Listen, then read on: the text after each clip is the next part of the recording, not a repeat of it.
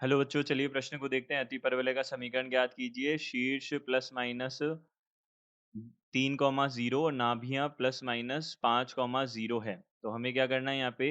अतिपरवलय का समीकरण ज्ञात करना है। तो सबसे पहले हमने मुख्य अवधारणा देखी। तो मुख्य अवधारणा के अनुसार यहाँ पे यदि हमारे पास में समीकरण में देखिए, प्रश्न में हमको क्या दे रखा है? नाभियां और शीर्ष दे रखी हैं। तो नाभियां और शीर्ष हमारे पास में एक्स अक्ष पे है। इसका मतलब हमें एक्स अक्ष के सापेक्ष वाला समीकरण लेना पड़ेगा। तो एक्स की घात 2 माइन बटा ए की घात 2 और माइनस वाई की घात 2 बटा बी की घात 2 बी बराबर 1 जो होता है, यह हमारे पास में समीकरण होगा जब हमारे पास नाभियां और शीर्ष जो है वह एक्स अक्ष पे होते हैं। अब देखिए, इसमें जो शीर्ष बनेगा वह तो क्या बनेगा? प्लस माइनस ए कॉमा जीरो बनेगा। माफ कीजिए, यहाँ से हमारे पास क्या बनेगा? प्लस माइनस ए कॉमा ज़ीरो बनेगा।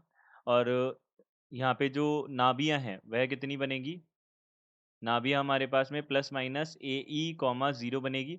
और यह सूत्र तो हमारे पास होगा ही, ए की घात 2 बराबर यहाँ पे 1 प्लस बी की घात 2 बटा ए की घात 2। यह सूत्र तो हमेशा बनेगा ही।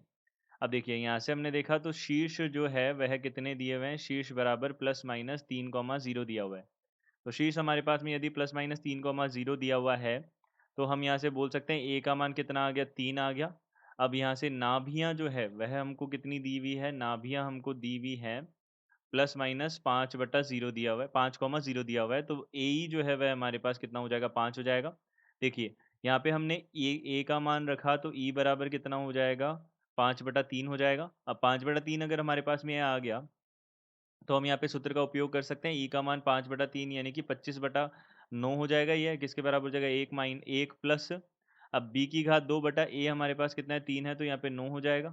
देखिए, बी की घात 2 बटा 9 जो है, ये किसके बराबर हो जाएगा? 25 माइनस 9 बटा 9 के बराबर हो जाएगा एलसीएम लेने के बाद। तो यह कितना आ जाएगा हमारे पास? बी बराबर कितना आ जाएगा? देखिए, बी की घात 2 बराबर कितना आ जाएगा यहाँ पे? 16/9, 9 से 9 कट जाएगा यहाँ पे। तो यहाँ पे 16 आ जाएगा, बी की घात 2 बराबर 16 आ जाएगा, बी का मान कितना आ जाएगा? यहाँ पे 4 आ जाएगा। हम धनात्मक लेते हैं, बी का मान ऋणात्मक नहीं लेते हैं। तो यह बी का मान आ जाएगा, ए का मान आ जाएगा, ए और बी के मान आ गए, तो हम यहाँ से क्या कर सकते हैं? अतिपरवलय का समीकरण ज्ञात कर सकते हैं। तो देखिए, अतिपरवलय का समीकरण जो हमारा मानक रूप है, उससे हम अतिपरवलय का समीकरण ए और बी के मान आ घात 2 एक्स की घात 2 बटा, अब यहाँ पे हमारे पास ए का मान जो आया था वह क्या था? ए की घात हमारे पास में कितना आया था? ए की घात ए बराबर 3 आया था, तो यहाँ पे 9 आ जाएगा यहाँ पे। और वाई बटा बी का मान जो है हमारे पास 4 आया था, तो यह हो जाएगा बराबर 1। 4 आया था तो यहाँ पे 16 हो जाएगा। 4 आया था तो 4 की घात 2 कितना हो जाएगा? 16 हो जाएगा। यह हमारे पास बन जाएगा। तो दिए गए प्रश्न का उत्तर यह है। आशा करते हैं आपको समझ आया होगा। धन्यवाद।